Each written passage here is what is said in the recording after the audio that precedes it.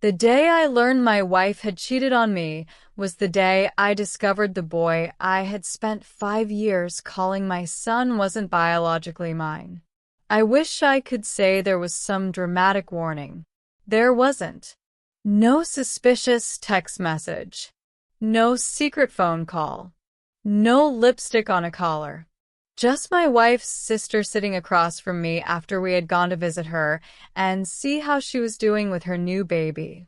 She looked nervous. Not normal nervous. The kind where someone keeps opening their mouth to speak, closes it again, and stares at the floor because they already know the words they're about to say are going to destroy something. Eventually, she broke.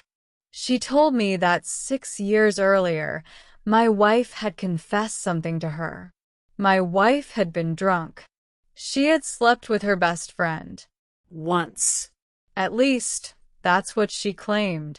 And apparently afterward, she had felt terrible about it. My wife's sister said she had carried that secret for 6 years. 6 years of watching me. 6 years of watching my wife. 6 years of watching me love a little boy I believed was my son. And she couldn't keep it inside anymore. She said seeing us together had finally become too much. I remember sitting there and barely hearing anything after the words, she slept with her best friend. My mind immediately went somewhere else. My son, 5 years old, sleeping in his room, calling me dad, running toward me when I came home, asking me to help with things only a father would normally be asked to help with. Suddenly, every memory felt different. I didn't tell my wife's sister what I was thinking. I thanked her. Then I left. The moment I got into my car, I sat there with both hands gripping the steering wheel. I didn't start the engine. I just stared ahead. There was one question pounding through my head. What if he's not mine? I hated myself for even thinking it. This was my son. Of course he was mine. I had never questioned it. Why would I? But once that possibility existed, I couldn't make it disappear. So I did the only thing I could think of. I took a paternity test. A week later, I got the results. I opened the envelope alone. And within seconds, the entire life I thought I had built collapsed. He wasn't mine. My son wasn't my biological son. I just sat there. No screaming. No tears. Nothing. It was almost worse than crying. My body felt completely disconnected from what I was reading. 5 years. 5 years of birthdays.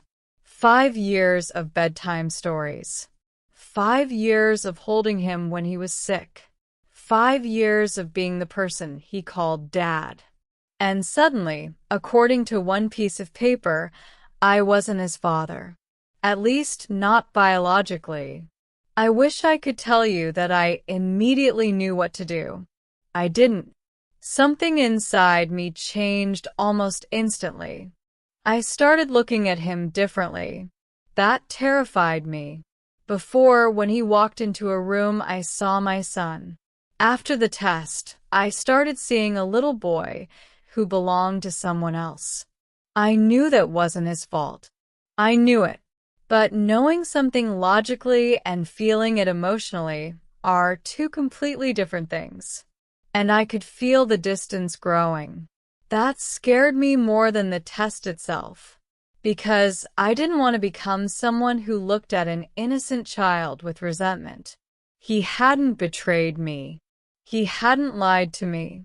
He hadn't cheated on me. His mother had. But every time I looked at him, I was reminded of what she had done.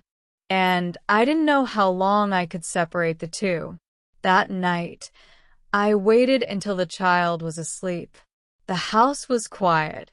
Too quiet. I walked into the room where my wife was sitting.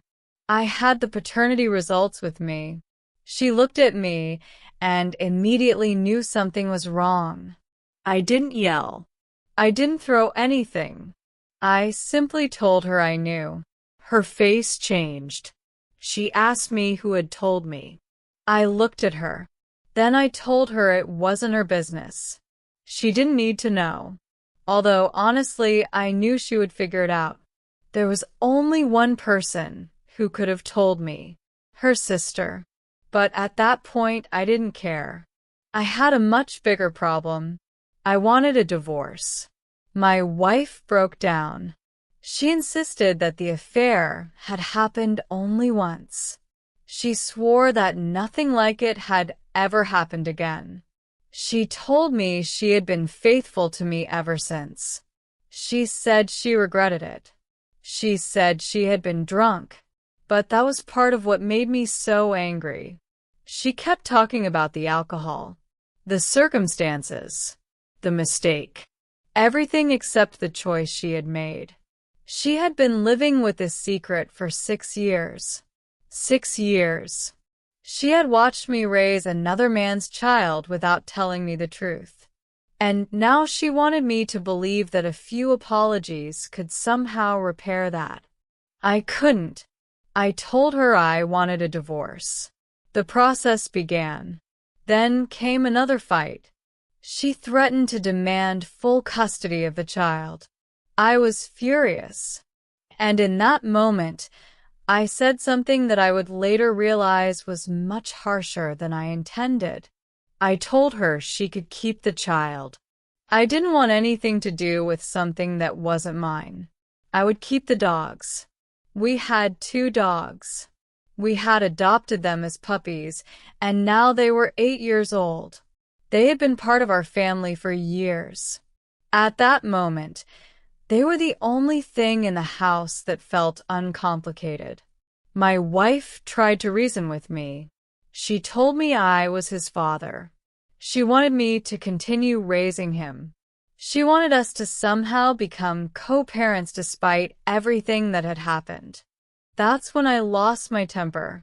I yelled at her to take her kid and leave. It was the first time I had ever really yelled at her like that. The child was there, half asleep, and the second the words left my mouth, I knew how ugly the situation had become. My wife took him and left. She went to her parents' house. I stayed. The house was suddenly enormous. Too much space. Too much silence. His toys were still there. His things were still there. Everything looked exactly the same, except nothing was the same anymore. I spoke to my parents. My father told me I had done the right thing. He said I shouldn't be responsible for raising a child who wasn't biologically mine. Part of me agreed.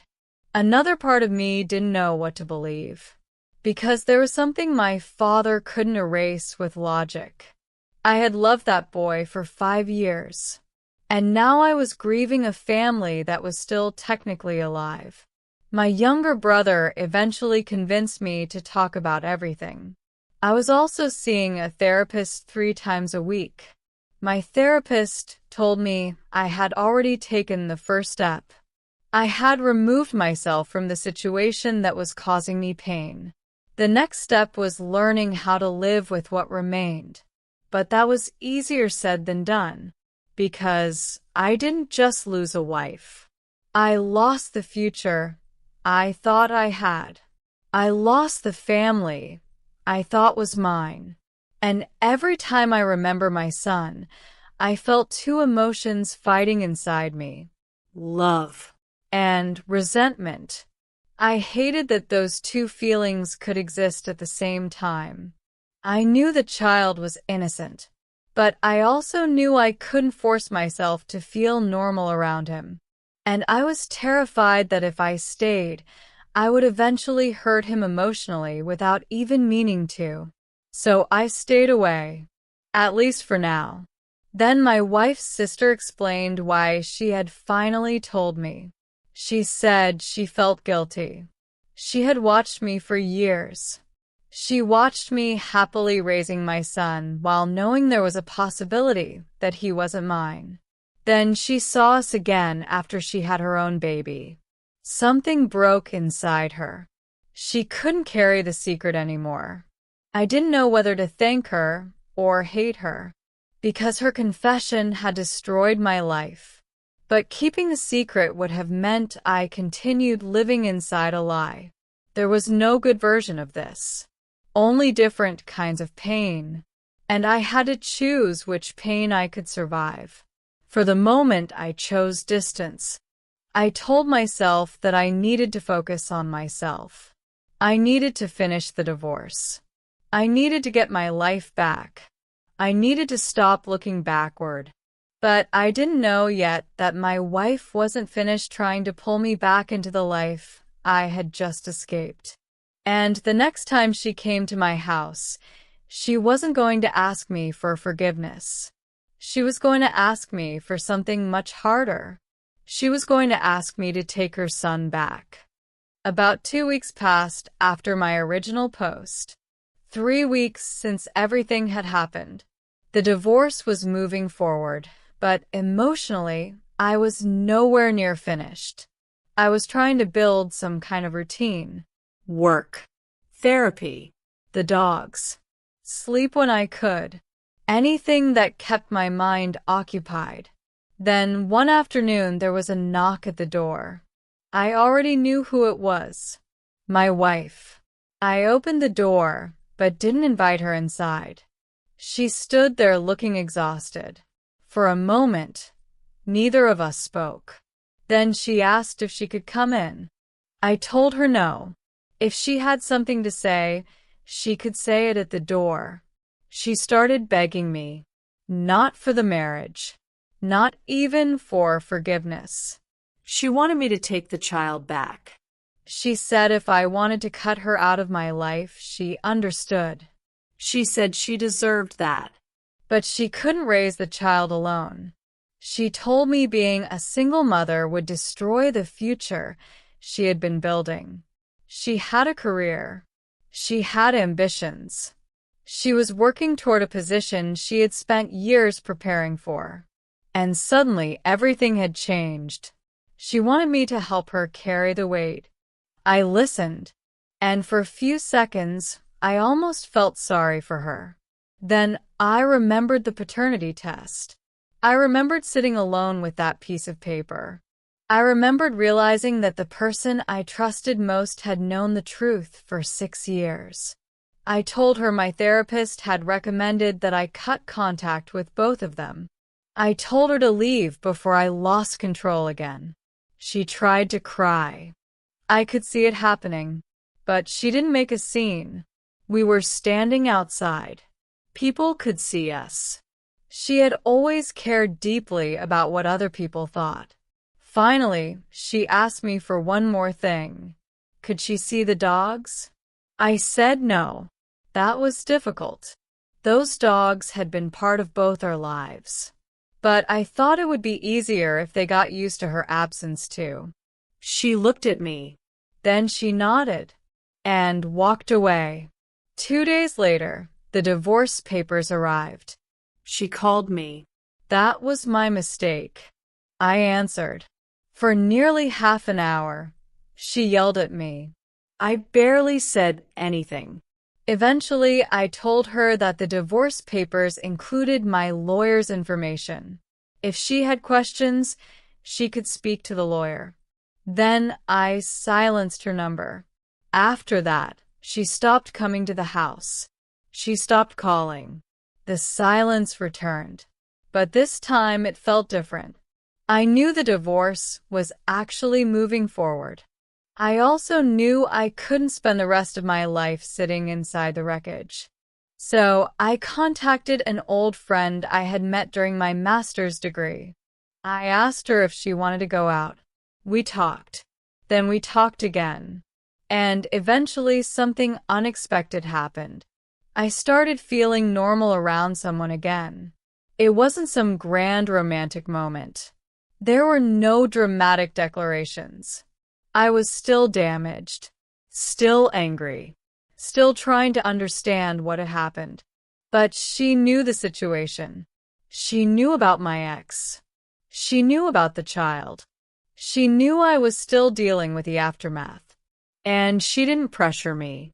We took things slowly. Eventually, I asked her if she wanted to be exclusive. She said yes. She even met my dogs. They loved her. That mattered to me more than I expected. I told her I didn't know whether I would ever see the child again. Maybe someday. Maybe when he was old enough to understand what happened. But I didn't want that decision controlling my life anymore. She didn't argue. She told me that taking care of myself was important. For the first time in weeks, I felt like someone understood what I was trying to do. Then another month passed. The divorce became the central issue. I had to deal with lawyers, paperwork, and the legal question of the child. In my country, there is a type of quick divorce for couples without shared assets, joint finances, or children involved.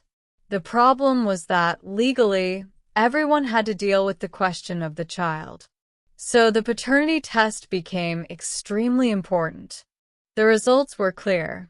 The child wasn't mine. Eventually, my name was removed from his birth certificate. My surname was removed too. The child now had both of his mother's surnames. Seeing that was strange. It was like watching the government formally erase a role I had lived for 5 years. But emotionally, nothing about it felt that simple. I had been his father in every way that mattered to a 5-year-old. I was the person he knew, the person he trusted, the person he expected to be there. And then I disappeared. I knew what people would say. They would say I should stay, that I had raised him. That blood shouldn't matter. And maybe they were right. Maybe I should have handled everything differently. But I knew myself. I knew the anger inside me. I knew the resentment. And I knew that if I forced myself to remain in his life before I had dealt with those emotions, there was a chance I would hurt him. The child didn't deserve that. So I chose distance. During the divorce, my ex tried more than once to use the child's emotional state to convince me to return. She told me he was struggling. She told me he missed me. Every time she said it, something inside me twisted. Because I missed him too. That was the part one couldn't explain. I could hate what had happened and still miss the child. I could be furious at his mother and still care about him. But caring about someone doesn't always mean you are capable of being around them.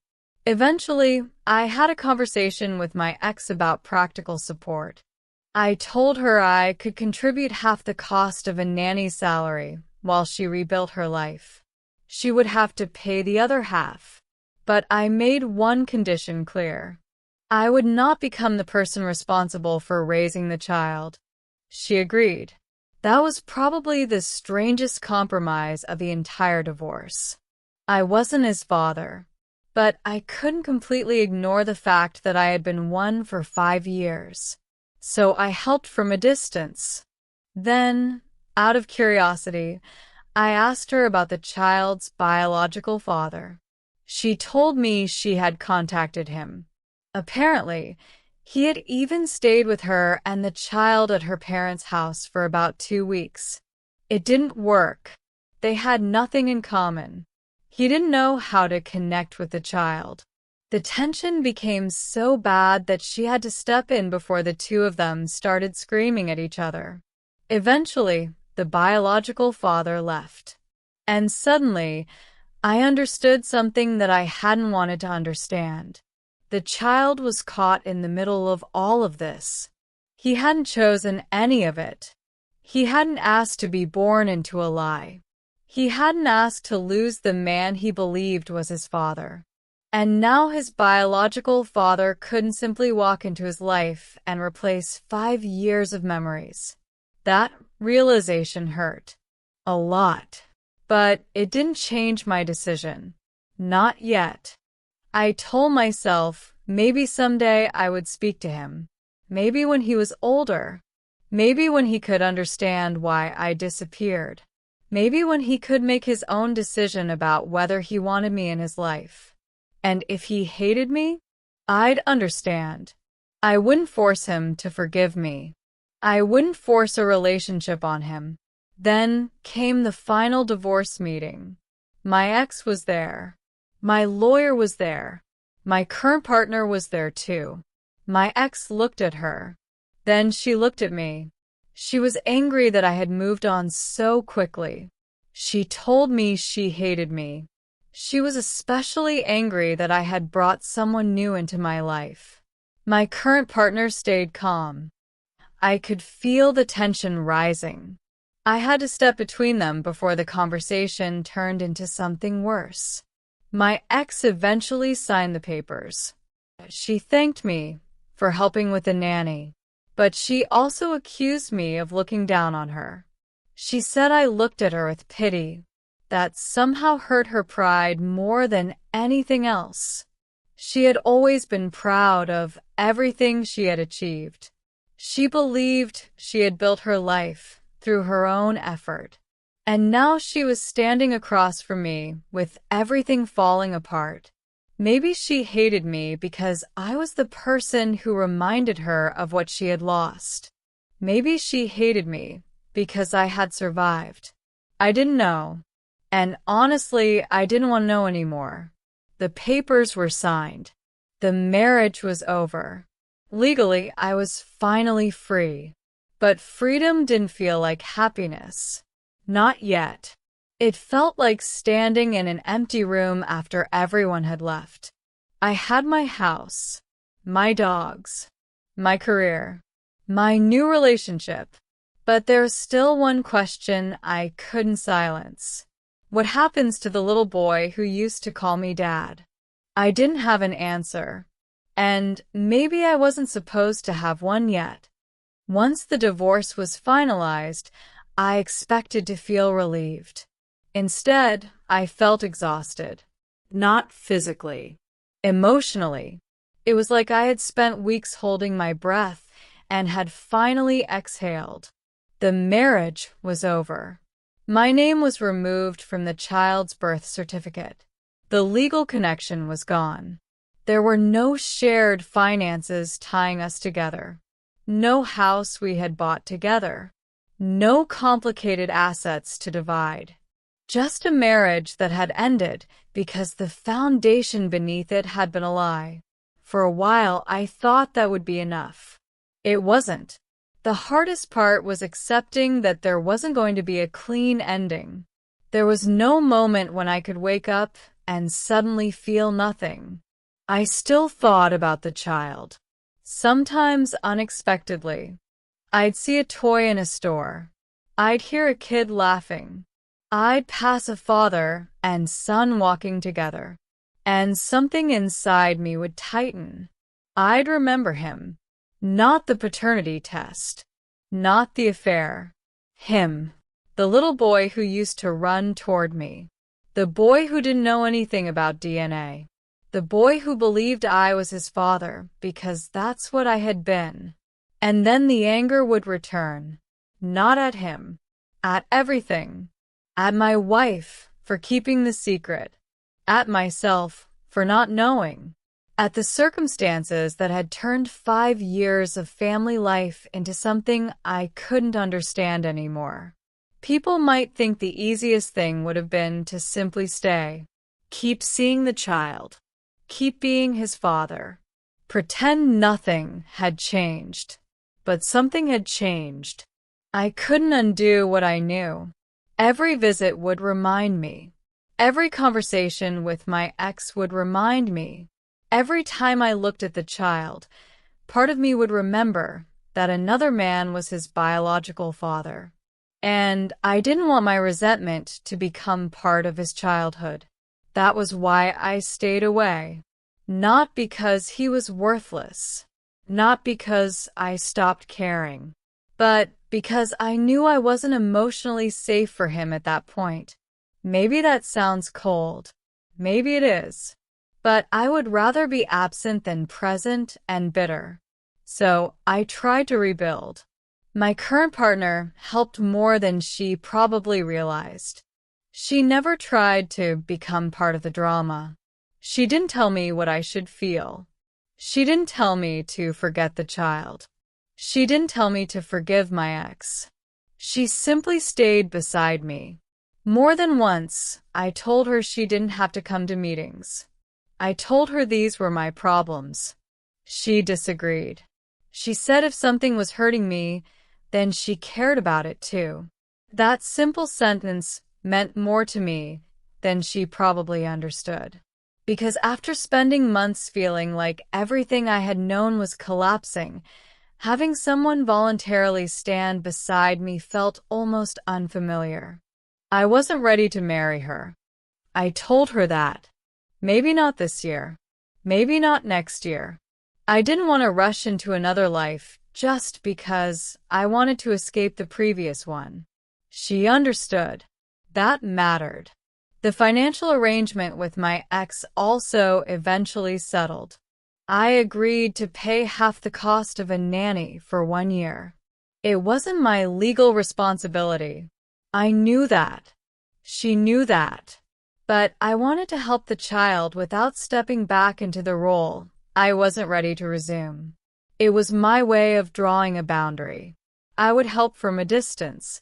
I wouldn't become his father again simply because everyone expected me to. After everything, I still didn't know whether that was the right decision. Maybe there is no right decision in a situation like this. If I stayed, I could damage the child with my resentment. If I left, I could damage him with my absence. Either way, someone would get hurt.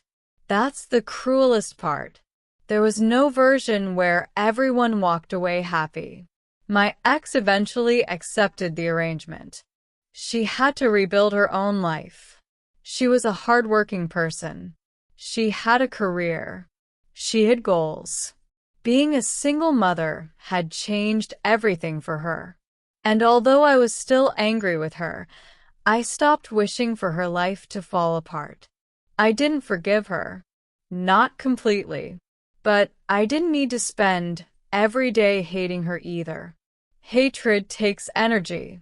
And I had already given her enough of my life. I wanted the rest of it back. One thing I couldn't stop thinking about was the child's biological father. He had tried to be involved, but apparently they couldn't connect. 2 weeks together had been enough to show that biology doesn't automatically create a relationship. That was something I understood better than most people now. Being a father isn't just about DNA. It's about time. It's about trust. It's about showing up. It's about all those ordinary moments nobody thinks about until they're gone. Breakfast. Homework. Bedtime. Driving somewhere. Listening to a child explain something that makes absolutely no sense. Those little moments become a life. I had 5 years of them. That's why I couldn't simply tell myself the child meant nothing to me. He did. He always would. But loving someone doesn't always mean you can stay close to them. Sometimes love and distance can exist at the same time. Maybe someday, when he's older, I'll contact him. Maybe I'll explain everything. Maybe I'll tell him that I never stopped caring about him. Maybe he'll understand. Maybe he won't. Maybe he'll hate me. And if he does, I'll accept it. He has every right to feel whatever he feels. I won't force him to forgive me. I won't demand that he call me anything. I'll let him decide. For now, I need to live. That's what I've been trying to learn. My family didn't survive. My marriage didn't survive. The version of myself that existed before the paternity test didn't survive either. But maybe that doesn't mean everything is over. Maybe it means I have to build something different. Something honest. Something that doesn't depend on secrets. Something where the person standing beside me doesn't know a completely different version of our life than I do. I still think about the night I confronted my wife. Sometimes I wonder what would have happened if she had told me 6 years ago. Would I have stayed? Would I have raised the child anyway? Would I have walked away immediately? I don't know. And I'll never know. That's the frustrating part. I don't get to live the alternate version. I only get this one. The one where I found out years later. The one where the child wasn't biologically mine. The one where I walked away. The one where I lost a family and eventually started building a new life. I don't hate my ex anymore in the same way. There is still resentment. There probably always will be. But it's quieter now. It doesn't control every thought. I don't wish bad things on her. She has enough problems to deal with. And despite everything she did, she is still the mother of a child I once loved more than anything. I hope she gets him help. I hope she makes sure he understands that none of this was his fault. Because it wasn't. He was innocent from the beginning. That's the one thing I never want forgotten. Whatever mistakes his mother made, whatever choices his biological father made, whatever decision I made, none of that was his fault. And maybe someday I'll be able to tell him that myself. For now, though, I have to keep moving. My dogs are still here. My house is quiet. My partner is beside me. And for the first time in a long time, I can look ahead without knowing exactly what comes next. That used to scare me. Now I think I need it. Because the old future I believed in is gone. I can't bring it back. I can't undo the affair. I can't erase the paternity test. I can't turn the clock back 6 years. But I can decide what happens next. I can choose honesty.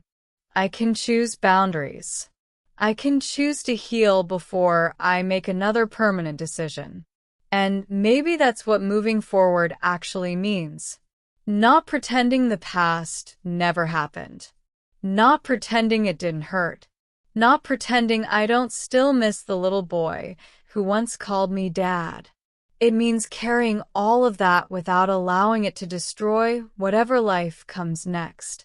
For years, I thought family was something you built once and kept forever. Now I know better. Sometimes the life you built collapses. Sometimes the people you trusted become strangers. Sometimes the truth arrives so late that it changes everything. And sometimes all you can do is stand in the middle of the wreckage, take a breath, and start again. That's what I'm doing now. Starting again. Slowly. Honestly. One day at a time. And whatever happens with that little boy in the future, I'll let him choose. Because after everything that happened, the one thing I never want to take away from him again is the right to know the truth. For almost 2 years, I convinced myself that walking away had been the right thing. Then I got a message from a number I didn't recognize. It was only one sentence. I think you should know that he still asks about you. I stared at the screen for almost a minute. I already knew who it was. My ex-wife.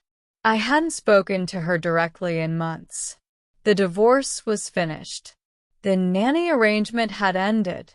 My life had finally settled into something that almost felt normal.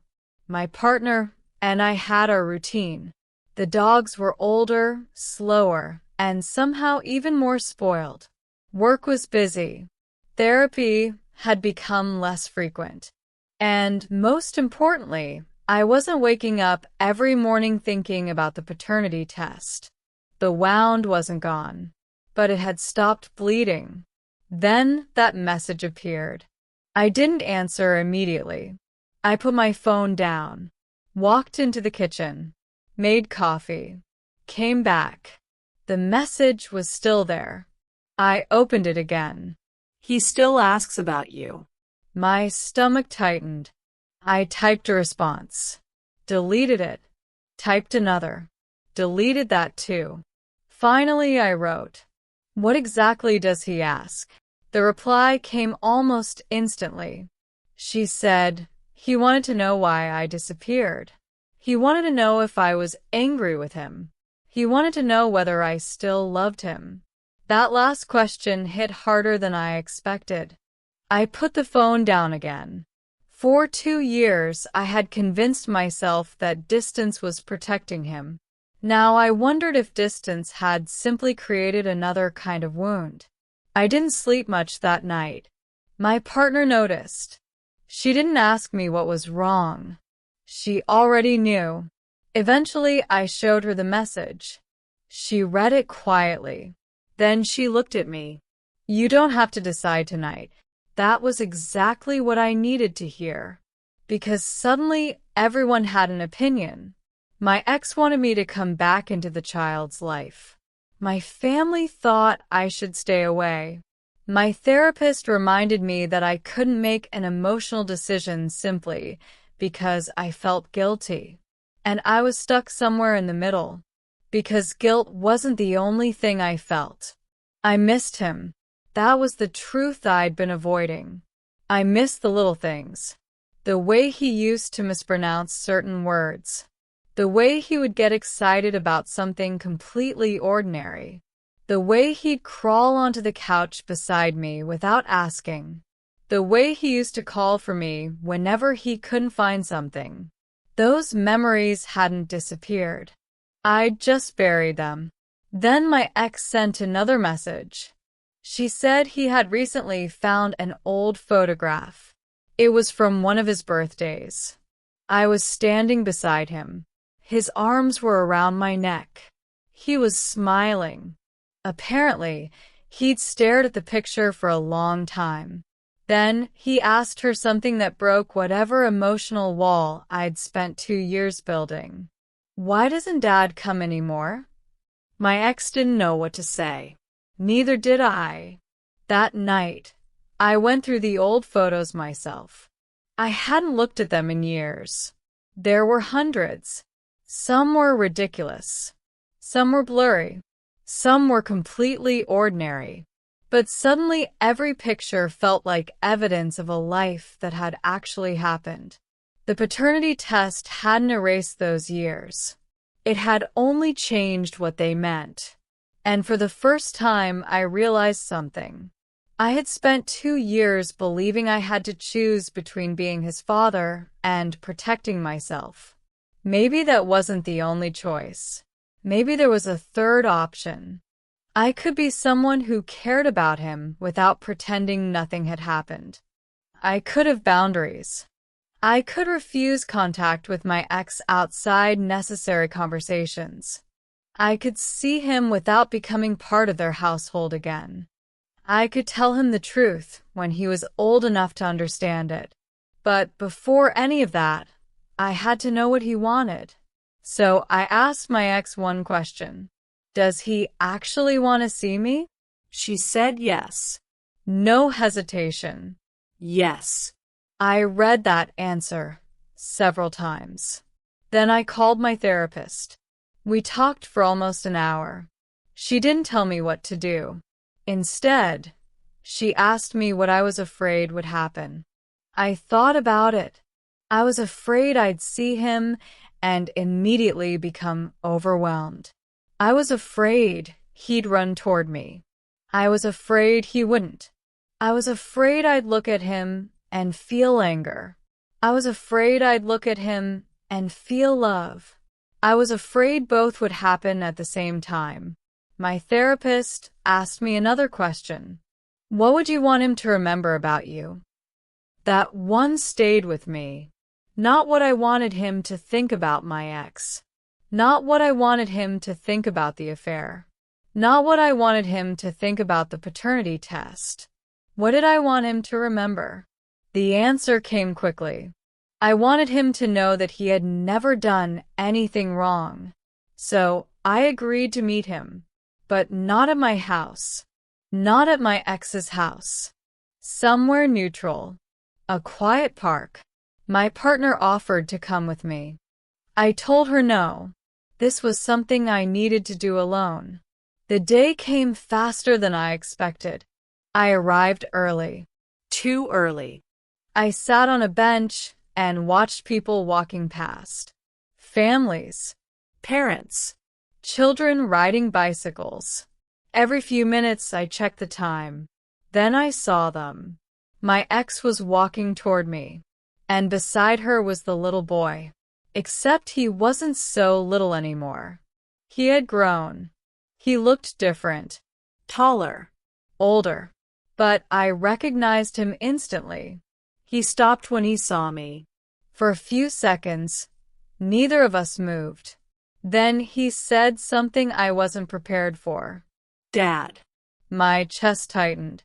I couldn't answer. He took one step toward me, then another. I stood up. He didn't run. Maybe he was too old for that now. Instead, he just stared at me, like he was trying to figure out whether the person standing in front of him was real. I crouched down, so we were at the same height. And the first thing I told him was the only thing I knew for certain. I never stopped caring about you.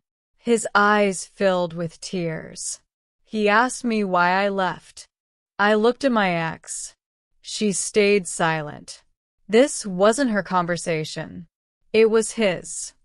I told him there were adult problems he didn't cause and couldn't have fixed. I told him none of what happened was his fault. He asked if I was angry at him. No. That answer came instantly. Never at you. He looked down. Then he asked the question I'd been dreading. Are you still my dad? I felt like someone had knocked the air out of me. I didn't give him a simple yes. I didn't give him a simple no. I told him that biology had changed something between me and his mother, but it didn't erase the years we had together. I told him that I had been his father for a long time, and that I cared about him. But I also told him I needed things to move slowly. He nodded. He didn't completely understand. How could he? He was still a child. But he understood one thing. I wasn't angry with him. We sat together for a while. He told me about school, his favorite subject, a friend he'd made, something funny that had happened recently. It was strangely normal. For a few minutes, I forgot everything. Then he asked if I would come back tomorrow. I smiled. I don't know about tomorrow. His face fell slightly. But I'll see you again. That seemed to be enough. When we eventually said goodbye, he hugged me. I froze for half a second. Then I hugged him back. And when I got into my car afterward, I sat there with my hands on the steering wheel, just like I had 2 years earlier. Except this time, I wasn't staring at a paternity test. I was staring at a future I hadn't expected. My phone buzzed. It was my partner. How did it go? I stared at the message. Then I typed. I think I finally understand something. She asked what. I looked back through the windshield. The park was still visible in the distance. And I realized the truth. I had spent 2 years thinking that walking away meant I had stopped being his father. Maybe it didn't. Maybe being a father wasn't something that disappeared because a laboratory report said my DNA wasn't there. Maybe it was something more complicated. Something built from years. From memories. From trust. From showing up. I couldn't go back to the life I had before. I didn't want to. My marriage was over. The betrayal had happened. The lie couldn't be undone. But maybe I didn't have to choose between forgetting the child and destroying myself. Maybe there was a way to exist somewhere in between. Slowly. Carefully. With boundaries. With honesty. And with the one person who had never been responsible for any of this. The boy who had once called me Dad. I didn't know what our relationship would look like from that point forward. Neither did he. But for the first time in years, I wasn't running from the question. I was willing to find out. And maybe that was enough for now. Because sometimes healing doesn't mean closing the door forever. Sometimes it means opening it just enough to see what's on the other side. And this time, I wasn't opening it for my ex. I wasn't opening it because I felt guilty. I wasn't opening it because someone told me what I should do. I was opening it because a little boy was standing on the other side of that door, still wondering whether the man he once called Dad had ever stopped loving him. And I finally had an answer. No. I never did.